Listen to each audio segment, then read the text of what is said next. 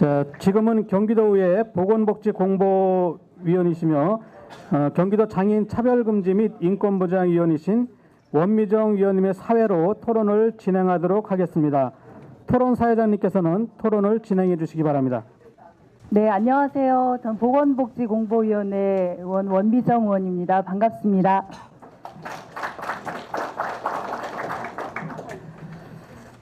예, 오늘 경기도 장애인 차별금지 및 인권 보장에 관한 기본계획 수립에 공청회 많이 와주셔서 감사드리고요.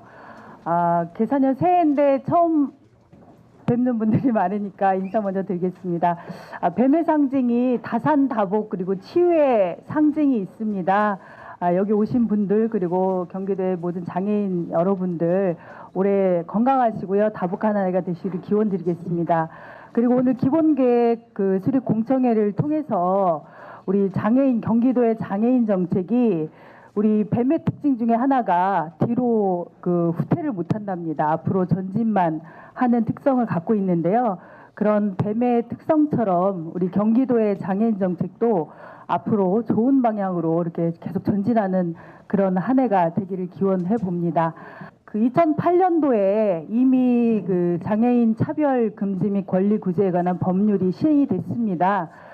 그러함에도 불구하고 현장에서는 장애인 차별에 대한 문제, 장애인 차별 사례 그리고 인권 침해 사례들이 여전히 발생을 하고 있고요.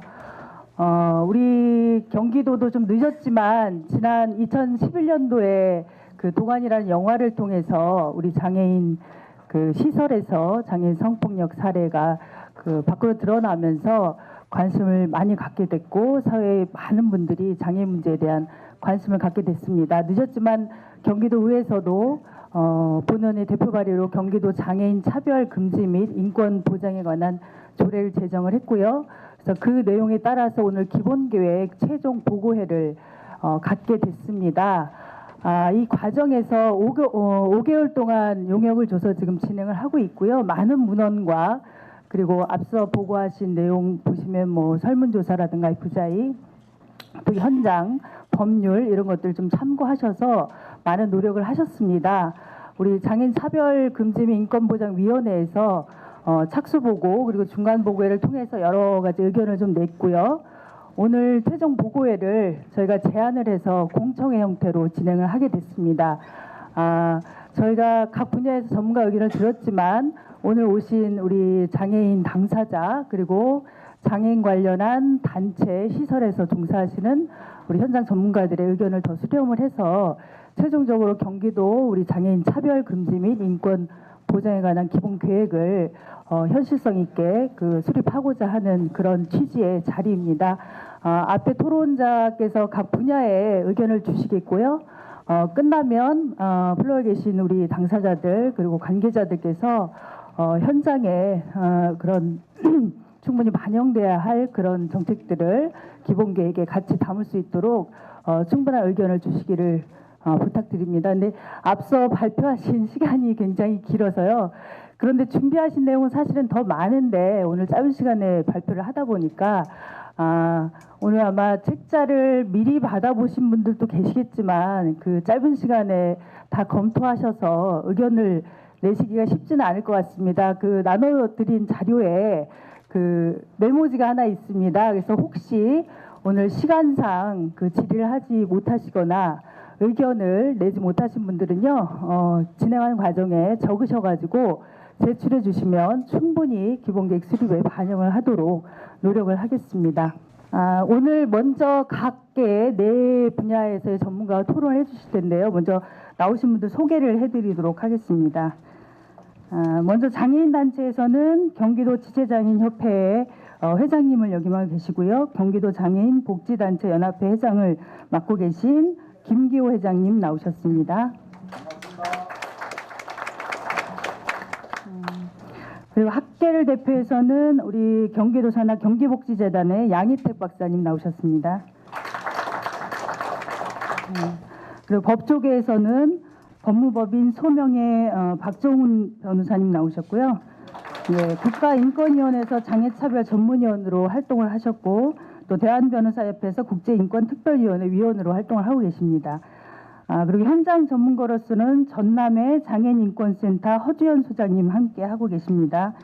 우리 장애우 권익문제연구소 전남 지소장님을 맡고 계십니다. 시간이 짧은 관계로 우리 토론하시는 분들 한 7분 정도로 요약해서 토론을 해주시면 감사하겠고요. 그러면 먼저 순서를 우리 김기호 회장님, 양희택 박사님, 박종훈 변호사님, 허주연 소장님 순서로 토론을 진행하겠습니다. 먼저 우리 김기호 회장님 토론해 주십시오. 우리가 그 염원했던 장애인 차별 금지 및 인권 보장에 관한 기본 계획이 어느 정도 마무리가 되는 것 같습니다. 사실 기본 계획은 아주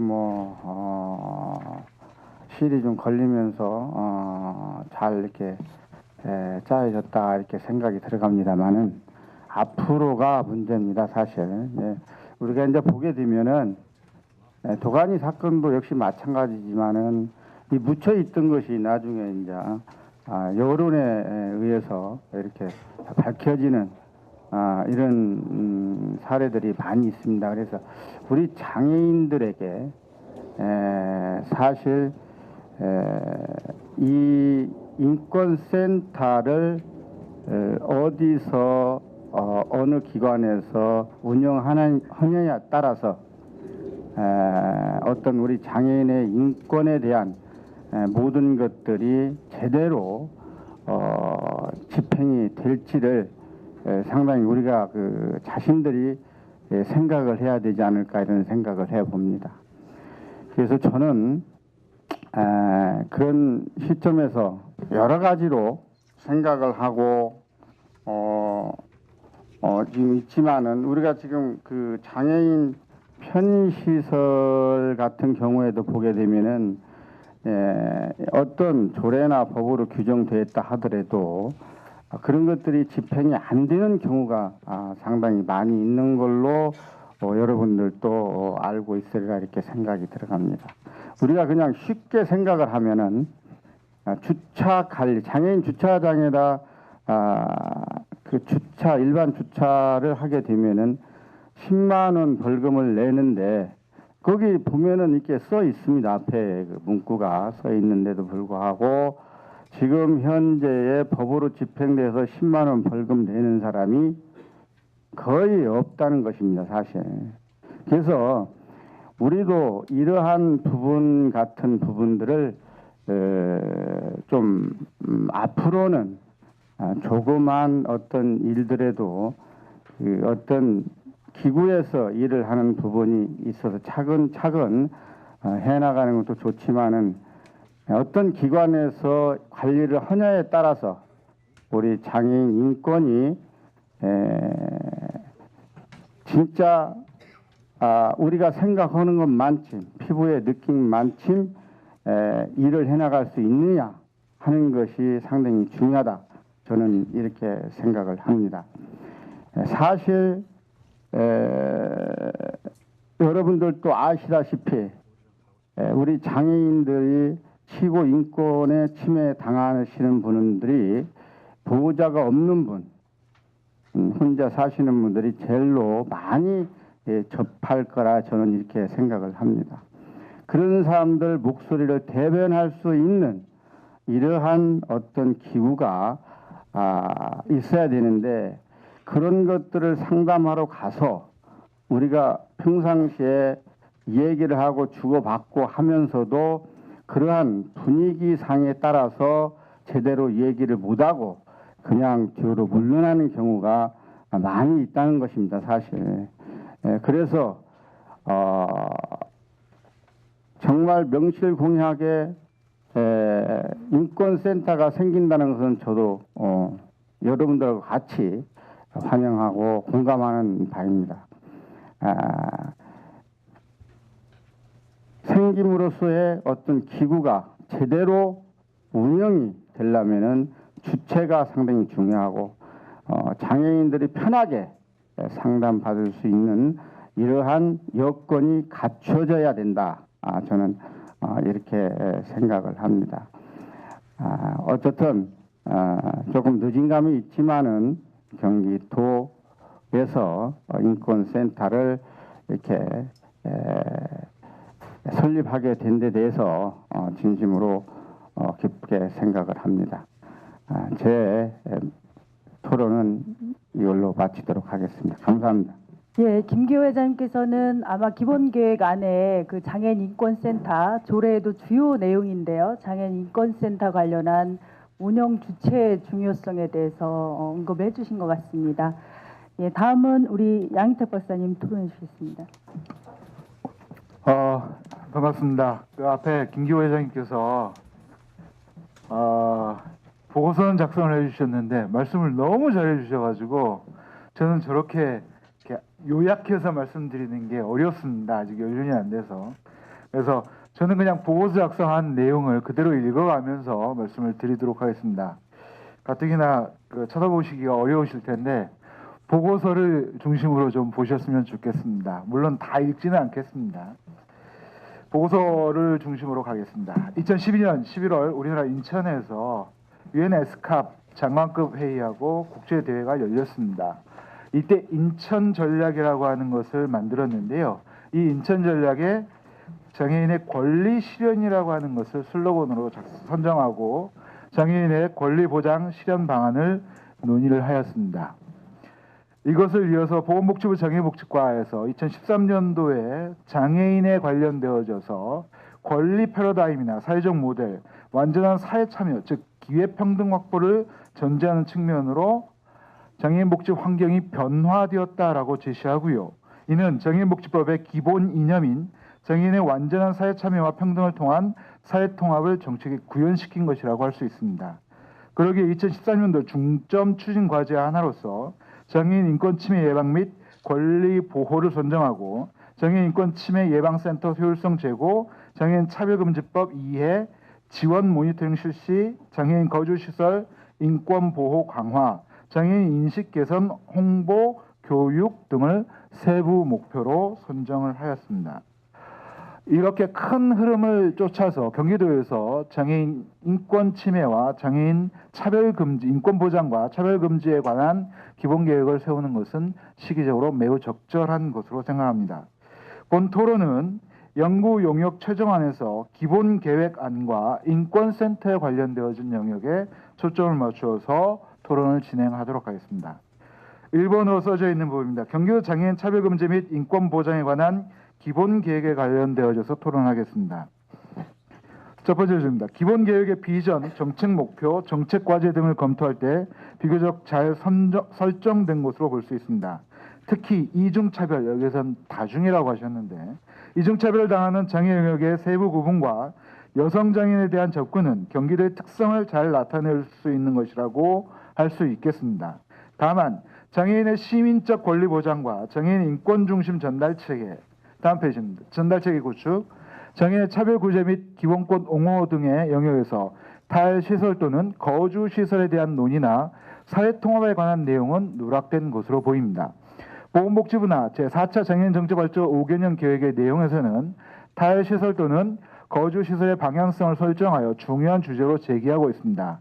이는 장애인 복지 패러다임과 기본 목표 달성을 위해 중요한 주제이며 핵심 이념이기 때문에 그렇다고 볼 수 있습니다. 그러나 본 계획안에서는 이 부분이 조금은 협소하게 기술되어 있습니다. 그러기에 이 부분에 대한 심도 있는 검토가 필요하다고 봅니다. 또한 발달장애인, 장애아동 지원 등에 있어서 국가적인 흐름을 반드시 참고해야 할 것으로 보입니다. 즉 발달장애인과 장애아동 지원 등은 이미 법으로 제정되었거나 제정될 것으로 보입니다. 법령의 내용 중에서 발달장애인 센터나 장애아동 지원센터 등에 대한 구체적인 내용이 언급되어 있습니다. 이를 이미 보건복지부에서 받아 안고 센터를 만들어가고 있습니다. 특히 장애인 가족지원센터 등은 이미 사업이 진행되었고 그렇기 때문에 이러한 것들을 활용하거나 연계할 수 있는 방안이 기술되어야 될 것으로 보입니다. 두 번째, 장애인 인권센터 설치 및 운영 계획에 대해서 토론하겠습니다. 기본 계획에서 장애인 인권센터 설치 및 운영의 필요성, 즉 근거와 선행 사례 등을 제시한 것과 업무 검토는 비교적 잘 되어 있는 것으로 보입니다. 다만 센터의 구성과 조직도 운영과 관련된 내용은 누락되어 있는 것으로 보입니다. 그런데 오늘 최종 발표를 하셨을 때 조직도를 그려오셨었어요. 그래서 굉장히 긍정적으로 저는 생각을 합니다. 첫 번째로 1번, 방가로 1번에서 주요 기능을 크게 6가지로 말씀을 드렸는데요. 이거는 중복이 되니까 그냥 넘어가겠습니다. 두 번째, 조직 및 필수 인력으로서는 센터장, 업무 총괄할 수 있는 분 한 분하고 사무국장 한 분하고 각각의 팀을 3가지로 나누어 가지고 사실 2013년도에 도의회에서 통과되어진 숫자를 좀 맞추려고 노력을 했습니다. 그래서 이 정도의 숫자가 있어야지만이 필수적으로 센터가 돌아가지 않을까라고 생각이 듭니다. 마지막으로 세 번째, 운영 주체에 대한 이야기가 되어졌는데요. 표에 보시면 장애인 인권센터의 설치 유형, 그래서 직영, 도에서 직접적으로 직영하는 것이 있을 거고요. 두 번째, 혼합형이 있을 거고, 세 번째, 위탁형이 있고, 마지막으로 순수 민간에게 그냥 맡겨버리는, 사단법인처럼 맡겨버리는 것이 있을 수 있습니다. 그것에 대한 각각의 장단점을 제가 조그만 글씨로 이미 써 놓았고요. 이것은 이미 경기복지재단에서 2달 전에 복지포럼을 통하여서 발표된 내용이기 때문에 따로 읽지는 않겠습니다. 혹시 궁금하신 분들은 저한테 개별적으로 질문을 해주셨으면 좋겠습니다. 이것을 요약한 것이 96페이지의 첫 번째 줄입니다. 4가지 유형 중에서 가장 대표적인 유형으로서 위탁형을 들 수가 있겠습니다. 위탁의 경우 행안부죠. 행안부의 정의, 즉 지방자치단체의 사무를 공무원을 통해 직접 처리하지 않고 법인이나 단체 또는 개인에게 맡겨서 그의 명의와 책임하에 행사하도록 하여 공공의 목적을 달성하는 것으로서 이야기되어지는데, 이것을 준용하도록 하되 공공의 목적을 효율적으로 달성하기 위해 비영리단체나 법인을 우선 선정하도록 하는 것이 바람직할 것으로 보입니다. 이것은 서울시 인권센터에 대한 기본 계획에서도 동일하게 나와 있는 내용입니다. 위탁의 경우 위탁 관련 기준을 경기도 조례의 조문으로서 또는 규칙을 제정하여서 구비해야 할 필요가 있으며, 위탁 기초 요건으로서 법인 여부나 복지 관련성, 인권 감수성 담보 여부, 수행 능력 여부 등을 고려할 수 있으며, 사업성과 도출 가능성의 사업 계획의 적절성, 타당성, 실행 계획의 구체성이나 책임성, 수행 의지 여부 등을 검토해 볼 수 있겠습니다. 물론 위탁 기간은 보통의 기관들이 하는 것처럼 3년 정도로 하고 재위탁이 가능한 것으로 위탁을 아예 볼 수가 있겠습니다. 마지막으로 제안으로서 말씀을 드리겠습니다. 장애인 인권보장과 인권보장센터의 설치 및 운영에 관한 법과 제도는 유엔 장애인 권리 협약과 장애인 차별금지법에서 그 근원을 찾을 수가 있습니다. 한편 지방자치단체의 조례의 경우 경기도 내 약 10개의 시군에서 이미 조례가 제정되었고, 전국에서 약 30여 개의 조례가 제정되었습니다. 인권센터 관련 조항이 있는 조례는 경기도 내 4개 시군과 도 조례이며, 조례에 반드시 포함되어야 할 내용으로서는 장애인 차별금지 및 인권 보장에 관한 기본 계획과 시행 계획, 연간적으로 시행해야 되는 계획이죠. 시행 계획하고 인권 실태 조사 항목과 기본 계획과 시행 계획, 실태 조사 내용을 지방의회에 보고하도록 명시하는 것, 인권보장위원회 구성에 장애인을 과반수 이상으로 참여하도록 하는 것, 그다음에 인권센터를 설치하는 것을 의무화하는 것, 그다음에 관내 공무원에 대한 연간 장애인 인식 개선 교육 실시를 의무화하는 것 등을 둘 수 있습니다. 결국 조례에 반드시 필요한 조항 중 하나로서 인권센터의 설치 및 운영에 관한 항목입니다. 결국은 경기도 조례에서도 이 부분이 그대로 내포되어져 있는 것을 볼 수가 있습니다. 97페이지의 두 번째 줄로 갑니다. 장애인 인권보장센터의 소재 및 운영 주관에 관한 논의사항으로서는 4가지로 말씀을 드릴 수가 있는데, 이 4가지 중에서 도직영으로 갈수록 공공성은 매우 높을 것이고, 전적 민간 위탁으로 갈수록 전문성 강조가 높을 것입니다. 반대로 도직영으로 갈수록 유연성을 찾기가 어려울 것이고, 전적 민간 위탁으로 갈수록 책임성을 담보하기가 어려울 것으로 예측할 수 있습니다. 따라서 초기에는 공적 조직이나 기관에 의탁하여서 일정 부분의 책임성과 전문성을 강조하고서 차후 독립기관의 형식, 국가인권위원회처럼요, 독립기관의 형식으로 진행하는 것을 권고해 볼 수 있겠습니다. 보고서에 없지만 제가 계속 고민을 했던 것 중에 하나가 그겁니다. 경기도의 지리적 특성을 좀 감안하는 것이 필요할 것 같습니다.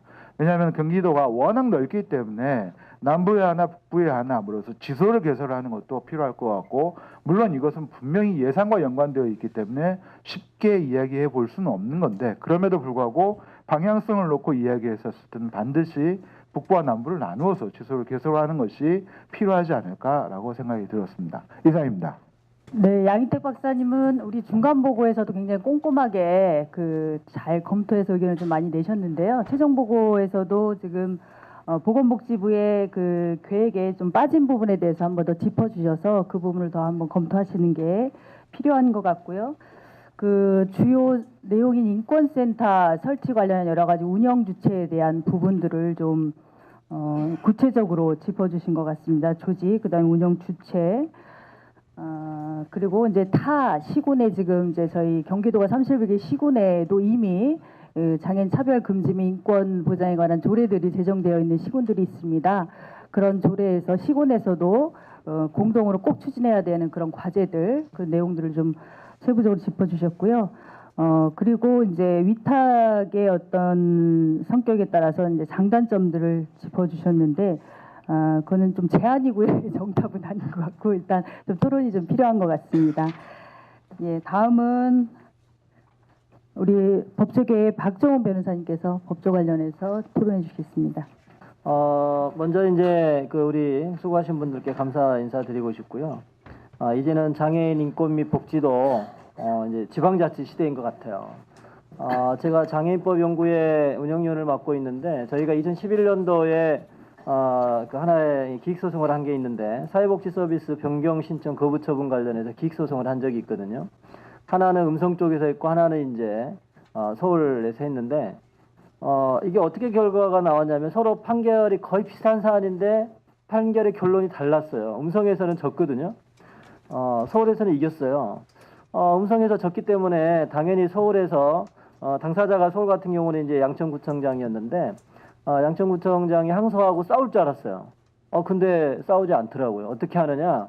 그걸 받아들이는 거죠. 받아들여가지고 자립생활 할 수 있도록 도와줬어요. 이게 무슨 말이냐면 장애인이 어디서 사느냐에 따라 그 어떤 지방자치단체 어떤 단체장이 있느냐에 따라 이게 삶의 질이 달라진다는 거죠.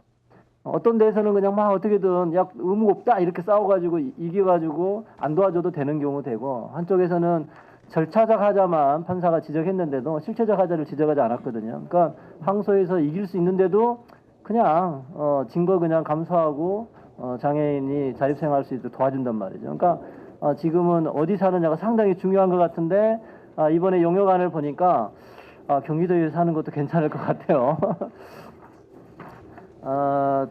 그래서 저는 이제 이 기본 계획이 물론 이제 일부 아까 지적했던 몇 가지 부족한 점도 없지 않겠지만 이대로만 된다 하더라도 경기도에 사는 장애인 당사자와 그 가족들이 훨씬 더 이전보다 행복해지지 않을까 기대를 해봅니다. 그래서 저희가 이제 그 장애인단체 총연맹 같은 데에서 그 매년 16개 시도 장애인 복지 교육 비거 연구 하거든요.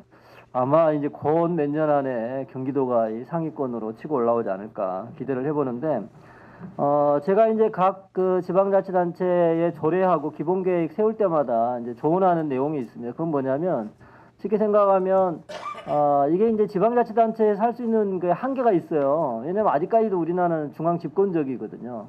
보건복지부의 대부분 예산과 권한이 있단 말이죠. 그러니까 그거를 어떻게 활용할 것인가의 문제인데, 그래서 현재 나와 있는 제가 이제 그 토론문에 현재까지 제정되어 있는 법률을 쭉 써놨어요. 그러니까 이제 용역하시면서 그런 것도 살펴보셨겠지만 여기에 있는 것들을 잘 활용해가지고 어떻게 하면 우리 지방자치단체에 이 관련 법령들이 잘 구현될 것인가를 가장 먼저, 왜냐하면 그거는 이미 주어진 거니까 활용하면 되는 거 아니겠어요?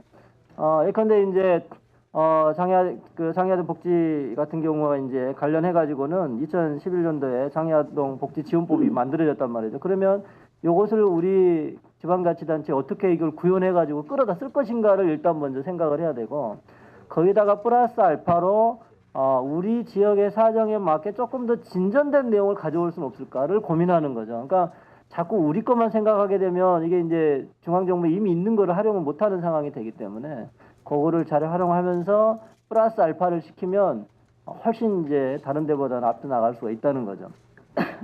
특히나 예전에는 이제 그 시해 또는 복지라는 게 대단히 중요했어요. 중요했는데 그거는 돈이 많이 들잖아요. 근데 지자체에 사실 돈 없는 지자체 많잖아요. 그 중앙정부야 뭐 있는데 예산 싸가서 쓰면 되지만 돈이 없는데 어떡하겠어요. 근데 이 패러다임이 인권의 패러다임으로 넘어가면 이게 그렇게 돈 많이 들지 않으면서도 삶의 질을 높여줄 수 있다는 거죠. 그러니까 지금처럼 복지 중심에서 인권 중심으로 패러다임이 넘어가는 상황에서는 지방자치단체에서 장애인에 대해서 장애인 인권에 어떤 패러다임 사고방식을 갖냐에 따라 완전히 다른 삶이 가능하게 되는, 그러니까 인식 전환만 가지고도 장애인의 삶이 달라질 수 있다는 거거든요. 그 점을 제가 많이 강조하는데 여기서도 토론문을 보시면 그 부분에 대해서 강조를 하고 있습니다. 제가 기대하는 거는 경기도 장애인 인권센터, 이거 인권센터에 대한 논의가 지금 많이 있는데 이 인권센터가 한국형 지방자치단체 주도 P&A 시스템이 됐으면 좋겠다. 이게 이제 P&A 시스템이라는 거는 미국이 갖고 있는 이제 보호와 옹호 그 시스템인데요.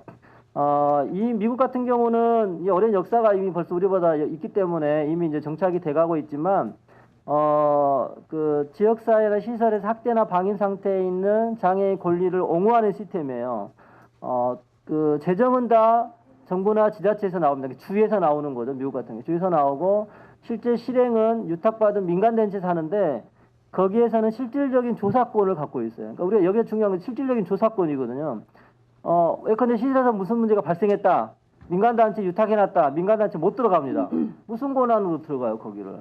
뭐 공무원도 아니고 경찰도 아닌데. 그러니까 그런 권한을 거기에 줘야 되는 거죠. 줘야 되는데 우리나라는 아직 장애인 쪽에는 그게 없지만 아동학대 예방센터나 노인학대 예방센터를 보면 유사한 제도가 있어요. 그래서 저희가 계속 추진하는 게 우리가 꼭 뭐 미국 거라고 반드시 좋은 건 아니지만 미국의 장점과 우리나라의 상황에 알맞는 그런 장애인 권리 옹호 시스템을 만들어야 되는데 우리 경기도에서 물론 이제 전라남도에서 하고 여러 군데서 하고 있습니다만은 기왕에 만드는 센터라면 그냥 형식적으로 그냥 기본 업무를 수행하는 것보다는 조금 더 실질적으로 장애인 인권 옹호를 할 수 있는 그런 기관으로 발전했으면 좋겠다. 제일 중요한 건 역시 조사 권한이 있어야 된다는 거고, 그 다음에 실질적으로 보호 구제할 수 있는 능력이 있어야 돼요. 그런 기능이나 역할을 가지고 있어야 된다는 거고, 심지어 미국 같은 경우는 고소고발 재소도 할 수 있어요. 소송을 통해서. 그러니까 직접 구제도 할 수 있는데 우리나라는 이제 시스템 자체가 좀 다르기 때문에 제 생각에는 예컨대 해년마다 보건복지부에서 그 사회복지 시설을 실태조사 나가거든요. 나가면 보건복지 공무원이 맨날 몽땅 거기만 몰려가서 있느냐? 그렇지 않거든요. 지자체 공무원 몇 사람, 경찰 와가지고 하고 조사는 누가 하느냐? 유탁단체에 있는 민간인들이 하거든요. 그러니까 그게 왜 그렇게 되느냐? 민간단체만 가면 누가 이거를 조사하라고 허락하냔 말이죠. 그러니까 처음에 갔을 때 권한을 주는 거죠. 공무원 와가지고 경찰하고 이거 오케이 시작. 정당한 권한을 갖고 시작하면 실제 조사는 그 분야의 전문가, 장애인 당사자나 활동가들이나 이런 사람들이 한다는 거죠. 이거를 잘 운용할 필요가 있다고 생각을 합니다. 제가 토론문에는 이제 뭐 인식 개선, 교육 홍보 인식 개선 해가지고 상담 사례 발굴하고 적용하고 모니터링하고 P&A 통해서 어떻게 활용할 것인가에 대해서 쭉 간단하게 써놨는데 한번 참고로 보시고, 저희가 이제 그 중에 특별히 중요한 거는 조사 및 접근권. 이게 대단히 중요하더라고요. 뭐 가지를 못하니까 무슨 일이 발생했다는데 들어가지를 못하니까 저 조사권, 접근권을 주고 또 조사 이후에 조치나 사례 관리하고 긴급 전화도 설치하고 직접 구제하거나 또는 구제 방안을 제시해주거나 실행해주고 대신해주는 거죠. 그 다음에 각종 상담이나 교육 또 정보 제공 같은 기능 역할을 할 수 있을 것이다. 이번에 이제 용역안을 보니까 오늘은 조금 더 구체적으로 나와 있는데 이 부분을 조금 더 참고하시면 조금 다른 지자체보다 좀 나아갈 수 있지 않나 생각이 들고요. 특별히 이제 제가 네 번째 장애인 법률 지원 변호사단 이야기를 써놨어요. 사실 이제 우리 그 양 박사님께서 그 보건복지부 유탁사업 이야기를 쓰셨는데 자료집에 96쪽에 돼 있네요. 보건복지부에서 장애인 인권 침해 예방센터를 만들었어요. 여기 이제 그 장애인 권익 문제 연구소가 수탁단체라고 그랬는데 그 이상하게 돼가지고 작년 재작년에 이제 그 한국장애인단 총연합회에서 했고요. 올해 1월에 다시 이제 갱신하는 과정에서 다시 장애인 권익 문제 연구소로 넘어갔어요. 그래서 넘어갔는데 여기하고 보건복지부하고 저희 이제 대한변협하고 그 MOU를 체결해가지고 제가 이제 장애인차별금지법을 만들 때는 법제정위원장으로 하려고 활동을 했는데 그때 제가 느낀 게 뭐냐면 이게 패러다임이 인권으로 넘어가면 역시 법률 전문가가 필요하다는 거죠. 그래서 이제 변호사들이 그동안에 제 역할을 못했으니까 지금이라도 좀 해보자 그래서 지난 그러니까 계속 그런 고민을 하면서 이제 대한변호사협회 인권위원회 산하에도 장애인인권소위원회 만들고 또 서울지방변호사 만들었는데 각 지방에 그게 없어요. 없어서 작년에 이제 고민했던 것이 그 유탁사업을 잘 활용을 해가지고 전국에 14개 지방 변호사회가 있는데 그 중에 지금 작년에 제가 방문해서 같이 만든 건 11개의 각 지방 변호사회에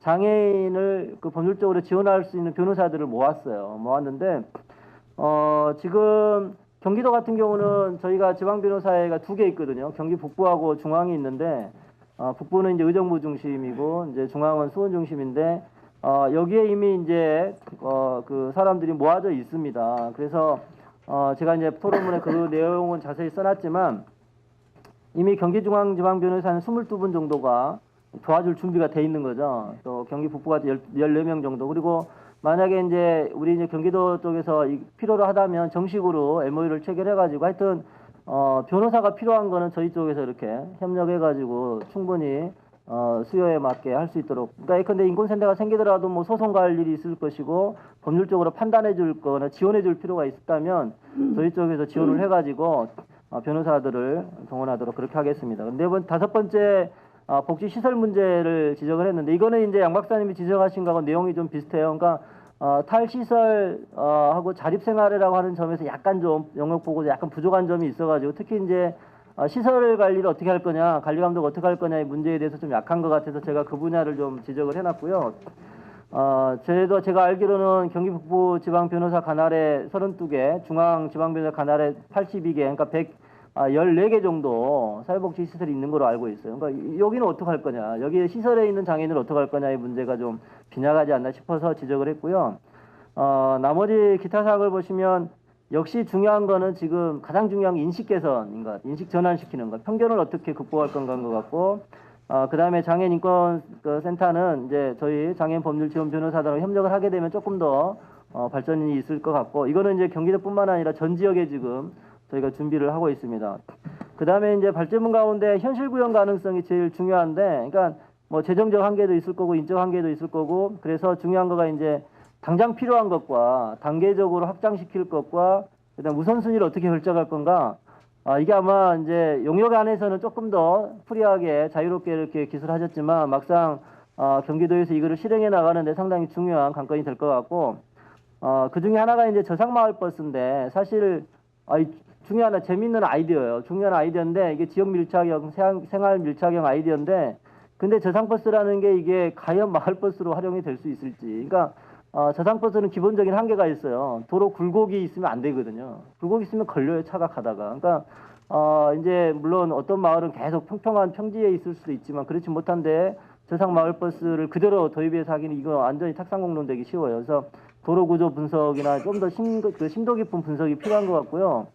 그리고 사실 마을버스 정도의 작은 버스에 저상버스는 우리나라 아직 생산 안 하는 걸로 알고 있어요. 그러니까 그거를 생산도 해야 되고, 또 각 지역마다 만약에 굴곡이 있다면 여러 가지 또 그 형태의 버스가 있거든요.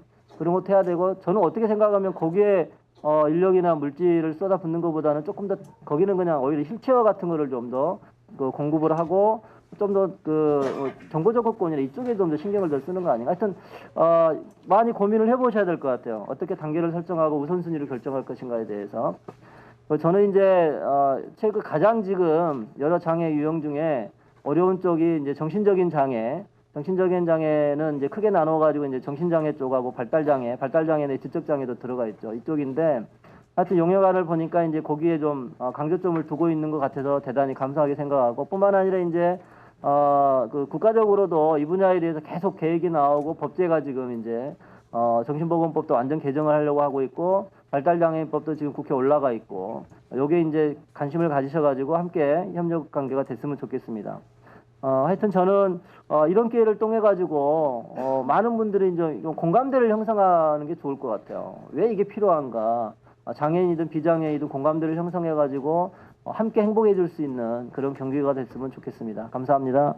예, 변호사님께서 제안하신 내용들이 어떻게 보면 가장 핵심적인 내용들인 것 같아요. 기본계획에서 정해진 그런 내용들을 실행함에 있어서 그 인권센터의 역할이 굉장히 중요한데 그 센터의 기능과 권한에 대한 부분, 특히나 조사권, 구제의 권한 이런 것들이 사실은 가장 필요하거든요. 이런 부분에 대해서 좀 더 구체적으로 고민할 필요가 있고 그리고 더 반가운 어쨌든 장애인 법률지원단 정말 필요하죠. 저희가 인권센터, 그러니까 수에서 인권으로 패러다임이 바뀌면서 사실은 오히려 가장 많이 필요로 할 것 같습니다. 이런 부분에 도움을 주시겠다는 의견을 주셔서 이에 좀 더 구체적으로 좀 논의가 필요할 것 같습니다. 그리고 기본 계획이 저희가 그 인권보장위원회에서도 그 우리 국장님이야 여러분들이 제안하셨듯이 이것이 좀 실현 가능하고 단계적 어떤 계획들이 필요하다라는 말씀들을 많이 드렸는데요. 여기에서도 발표된 내용 중에도 아주 구체적으로 짚어주셨는데 현실 가능하지 현실을 좀 고려하지 않은 정책들이 좀 들어가 있는 부분에 대해서도 다시 한번 좀 현장에서 의견을 내셔서 좀 수정 보완이 필요한 듯합니다. 예, 다음은 우리 현장에서 이미 인권센터를 운영하고 계시고 또 모범 사례로 제가 그 장애인 차별 금지 및 인권 보장에 관한 조례를 만드는 과정에서 우리 전남 인권센터를 방문해서 소장님의 의견을 충분히 많이 들었고요. 그 사례들을 좀 잘 적용해서 경기도에서 보다 나은 조례를 만들고 보다 나은 기본 계획 인권센터를 만들기 위해서 좀 의견을 많이 들었던 분입니다. 우리 허 소장님의 토론을 듣겠습니다. 저희가 그러니까 장차법이 생기고 나서 가장 고민 지점이 그럼 기존에 있는 장애인 복지법하고 과연 지방에서 어떤 차이를 두고 이게 시행이 될 수 있느냐 또는 그냥 가만히 놔뒀을 때 그 지역 그러니까 지방자치단체들이 이걸 능동적으로 이행을 할 수 있을 것인가라는 고민 지점에 있어서 제가 장차법이 시행이 된 1년 이후에 이 얘기를 했더니 다들 그런 얘기를 했습니다. 이 조례가 필요하다라고 얘기를 했더니 시기상조다. 장차법 이제 그 시행 얘기를 하고 있는데 벌써 그 얘기를 하냐라고 얘기를 했었어요. 그래서 저희가 이제 국가인권위원회의 협력 사업에 의해서 이 조례를 처음 만들었고요. 처음 조례를 만들고 어느 정도 치열했었냐면 저희는 처음 만들 때 사실은 그 집행부하고 대단한 이견이 있었습니다. 뭐냐면 첫 번째는 저희는 인권 보장을 원했고 집행부는 인권 증진을 원했습니다. 왜냐하면 보장하면 지금 당장 해야 되는 것처럼 대단한 압박감이 있었지만 증진하면 단계적이라는 의미가 있기 때문에 그래서 증진이냐 보장이냐 이 말이 아무것도 아닌 것 같지만 전 대단한 의미가 있다고 생각을 하고 그런 측면에서 서울은 증진입니다. 경기도는 보장이잖아요.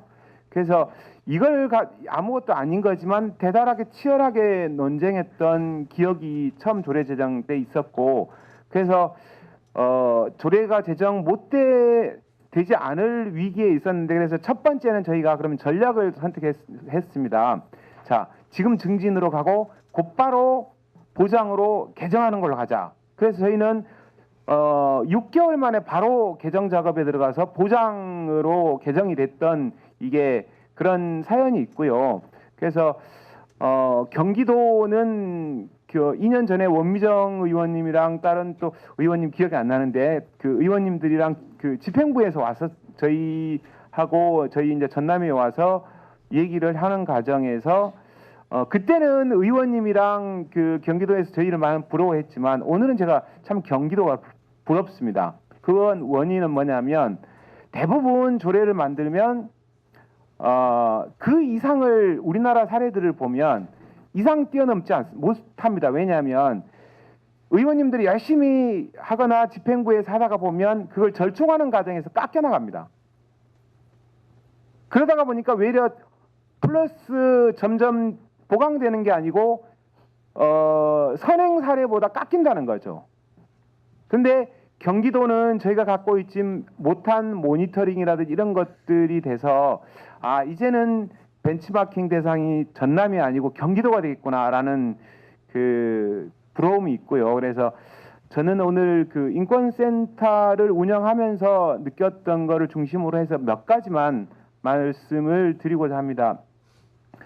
첫 번째는 과연 아까 인권센터 얘기했는데 그럼 경기도 지금 인권센터가 구리에도 있고 성남에도 있고 그다음 한 서너 개 있다고 했는데 기초하고 강력하고 설정을 잘해야 된다.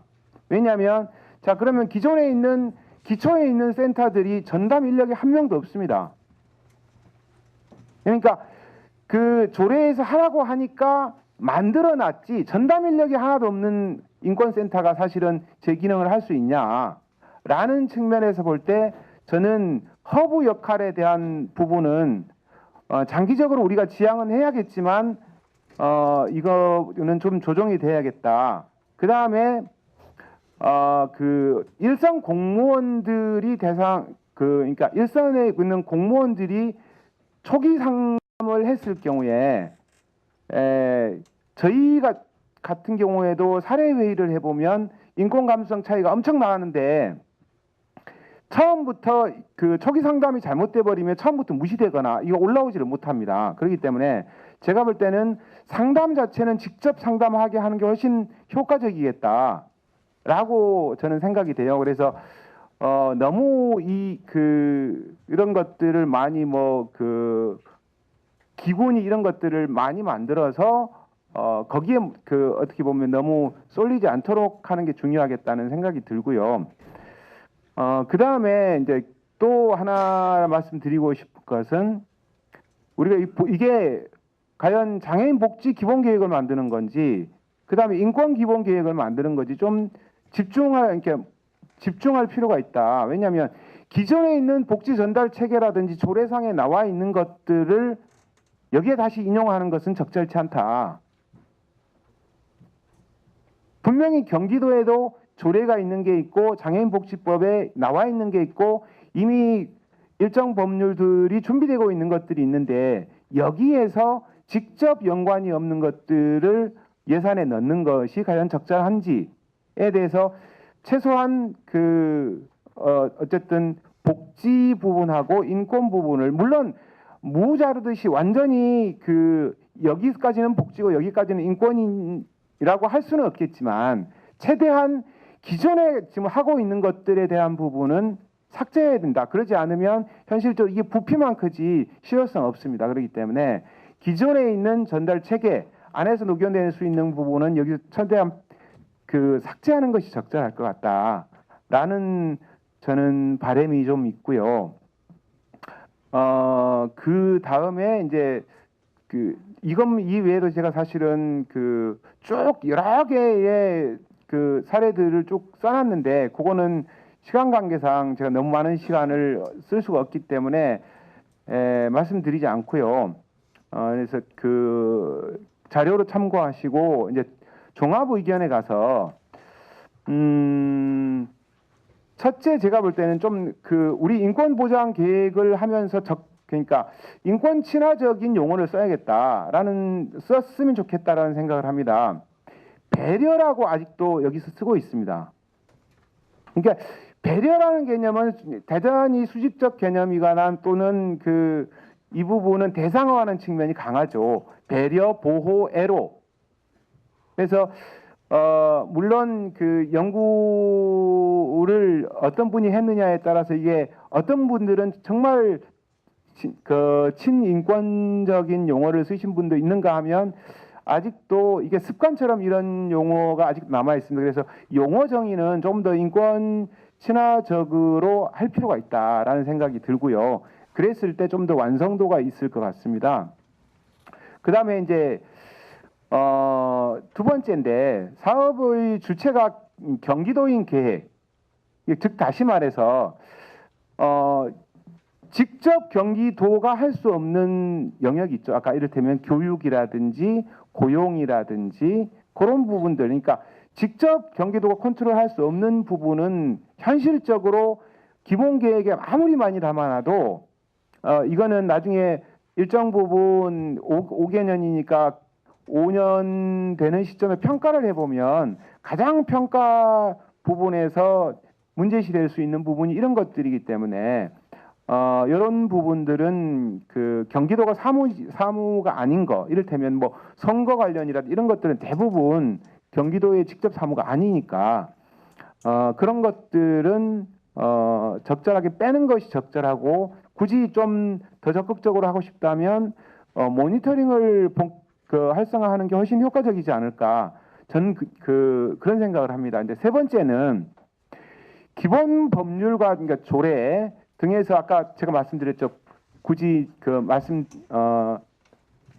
이미 규정되어 있는 것들은 뺐으면 좋겠다는 거고, 네 번째는 경기도 장애인 인권센터의 이제 센터가 아까 우리 박정훈 변호사님도 말씀하셨는데, 권리 옹호 체계로 이걸 설정할 경우에 너무 많은 어떤 그런 아까 제가 기구 또는 허브 이런 것들이 사실은 듣기에는 대단히 좋지만, 이걸 제가 쭉 봤어요.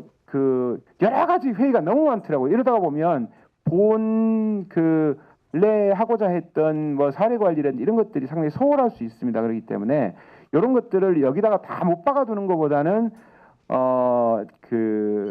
공모했을 때 사업, 그러니까 계획 심사 이런 것들을 훨씬 반영하는 게 훨씬 유연하지 않을까라는 말씀을 드리면서 제 말씀은 이만 끝내도록 하겠습니다. 고맙습니다. 예, 허준 소장님께서 현장에서 이제 일을 하시면서 느끼는 부분과, 그리고 이제 경기도가 이후에 그 조례 제정과 기본 계획을 수립하는 과정이 도움되는 여러 가지 말씀을 해주셨는데요. 앞서서 좀 중복되는 부분들도 있고, 그리고 어떻게 보면 가장 중요한 그 센터의 역할, 기능 이런 부분들에 있어서 경기도가 이제 위탁을 줬을 때의 어떤 독립성, 자율성, 그렇지만 전제돼야 될 거는 이제 철저한 평가에 대한 관리 감독이 굉장히 중요합니다. 그런 속에서의 자율성과 독립성을 확보해주지 않으면 사실 이후의 조사권이나 권리구제에 있어서 역할을 하기가 힘든 부분이 있습니다. 그래서 그런 부분에 대해서도 좀 더 관심을 좀 가지고 기본계획 수립을 해야 할 것 같습니다. 예, 이상으로 우리 토론자께서는 토론을 다 마쳤습니다. 토론해 주신 토론 내용에 대해서 질의하시거나 의견 있으신 분들은 손을 들어서 질의해 주시기 바랍니다. 안녕하십니까. 부천시 지체장애인협회 지회장을 맡고 부천시 인권센터를 맡고 있는 최강식입니다. 저희 부천시는 2011년 9월 26일 날 부천시 인권센터 조례를 만들었고, 2012년 4월 16일 날 인권센터 개소식을 했습니다. 저희 이제 여기 계신 분들 다 보면 부천시 인권센터 치면은 인터넷에 들어가면 단합 활동이나 또 그런 부분에서 다 되어 있어요.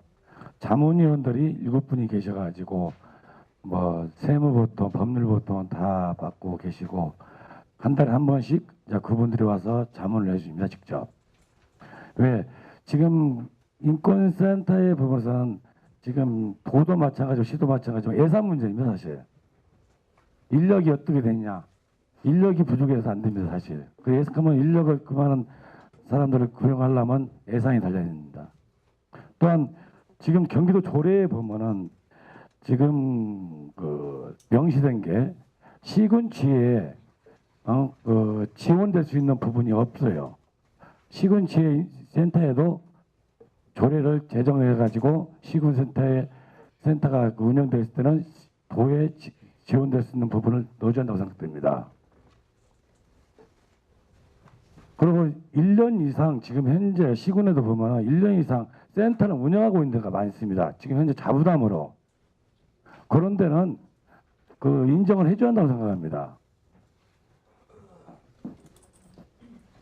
그리고 이게 센터 부분에서도 당사자 부분에서도 이게 지금 당사자 단체에서 운영하는 게 또한 장애인들이 직접 상담하기나 역할 부분인데, 이런 문제에서도 참 제가 해본 경험에서는 그게 효율적이라고 생각이 들고요. 제가 생각했던 제일 문제가 이게 센터 부분에서 일단은 도나 국비나 이런 문제에서 예산 문제를 잘 보존한다고 생각을 해요. 시군은 시군의 지금 예산 문제는 도의 지금 예산이나 시군에는 사실 그 조례 예산 문제 센터를 줘야 한다 그런 게 명시가 안 돼 있습니다. 엄미정 의원님이 이번에 3월달 부분에서 조례 부분에서도 인권센터 부분에서도 좀 검토해 주셔가지고 시군에 그냥 좀 검토해 주시면 감사하겠습니다. 우선 장기 계획에 그 시군의 인권센터 계획이나 뭐 예산에 네. 대한 계획이 혹시 네, 그 보고서에 부분 있으시면 말씀드리면 말씀해 주시고요. 5년 동안의 계획 중에서는 방금 전에 말씀드린 대로 이제 광역에서는 인권센터 하나 정도를 설치할 수 있는 예산밖에 현재는 확보돼 있지 않고 그다음에 또 인력도 아까 양 박사님께서 8명은 최소 필요하지 라는 제안을 주셨는데 또 인력도 6명 정도로 맞춰야 될 형편입니다. 현재는 제가 그렇고 그다음에 저희 그 지금 여러분 자료집에 81쪽에 보시면 경기도 장애인 인권센터의 조직 안에서 경기도 장애인 인권센터가 설립된다면 도 전체를 관할 구역으로 하지만 시군센터가 설치되어 있는 지역에 대해서는 상호 간의 중복 기능을 줄이면서 시군센터의 방향성을 지도하고 사업들을 지원하는 한편 시군센터의 범위를 넘거나 감당하기 어려운 사업에 대해서는 집중하여 업무를 분담하는 것이 바람직하므로 시군센터에 밀접한 상호 연계 체계 구축이 필요하다. 이 정도를 제시해놓고 이제 나머지 예산이라든가 지금 말씀하신 이 부분은 이제 위원님께서 어떤 안을 주셔야 될 것 같습니다. 그 오늘 이제 기본 계획에 대한 의견 수렴을 하는 시간이잖아요. 기본 이제 센터의 위탁에 관련돼서는 이후에 이제 공모 절차를 거쳐서 기준이나 이후의 절차를 어떻게 할지에 대해서는 좀 더 고민을 해봐야 되는 사항입니다. 그리고 올해 예산은 출발점을 어쨌거나 광역센터가 필요하다라는 거에서 출발을 했고요. 이후에 저희가 인권보장위원회에서도 그런 의견들이 나왔고 저희 상임위에서 조례 그 민간위탁 그 심의를 할 때도 그런 제안들을 의원님들이 해주셨어요. 그러니까 지형적으로 경기도가 굉장히 넓기 때문에 그 광역센터 하나만 있어서는 그런 역할을 충분히 하지 못하다. 그래서 이후에는 뭐 북부, 남부 아니면 4개의 지역 뭐 여러 가지 그런 의견들을 내셨고요. 그건 좀 적극적으로 검토를 해보겠습니다. 뭐 이 자리에서 제가 그걸 각 시군에 하나를 다 둘 수 있다 예산을 책정할 때 이렇게 말씀드릴 수 있는 건 아니고요. 국토는 발전적으로는 그렇게 가야 된다라고 생각을 하고 있고 이후에 조례나 예산 관련해서 뭐 집행부와 또 의원님들과 적극적으로 협의를 해서 또 발전적으로 좀 결정해 나가겠습니다. 그리고 광역센터와 또 현재 이제 기초에서 하고 있는 센터가 뭐 중복 이런 개념보다는요 광역의 기능이 있고 또 시군의 기능들이 있습니다. 현재 뭐 이 장애인 인권센터 말고 다른 것들도 이제 뭐 자활센터 이런 것도 광역센터가 있고 또 시군의 센터가 있듯이 각각의 역할들을 좀 고민을 해서 좀 더 효율적으로 운영할 수 있도록 그렇게 좀 정비해 나가도록 하겠습니다. 지금 우리 부천 같은 데는 지금 하루에 3당 장애인 상담 오신 분들이 상당히 많아요. 네. 그러면 우리가 저기 7번을 한단 말이에요. 한 달에 자문위원들이 오셔가지고 그럼 그런 문제 이제 그 모든 거 있는데 이게 그 좀은 강제성이 되지 않을까요? 도의 조례 부분에서 꼭 시군에도 인권센터가 설립해야 한다. 또 한 가지 제가 말씀한 대로 예산 문제도 인권센터가 시군에 생겼을 때 경기도에도 지원할 수 있는 부분을 꼭 명시를 해줘야 할 것 같습니다. 네, 필요합니다. 필요하는 거에는 공감을 하고요. 지금 뭐 이 자리에서 그 부분을 제가 혼자 할 수 있는 게 아니기 때문에 상임위 차원에서도 좀 논의가 필요하고 이후에 우리 사실은 경기도 재정상 한계가 있기 때문에 여러 가지 고민들을 해서 결정을 해야지 제가 여기서 뭐 30개씩은 다 지원하겠습니다. 조례를 제정하겠습니다. 이렇게 말씀드리고 또 여러 가지 난항이 있어 지키지 못하면 또 그것 또한 맞지 않는 것 같아서요. 충분히 의견을 받아서 저희 상임위 차원에서 우리 집행부와 충분히 좀 의견 교환을 통해서 결과를 나중에 알려드리겠습니다. 오늘 굉장히 장시간 자리 안 비우시고 끝까지 의견 주셔서 감사하고요. 오늘 토론과 플로의 질의응답을 마치도록 하겠습니다. 감사합니다.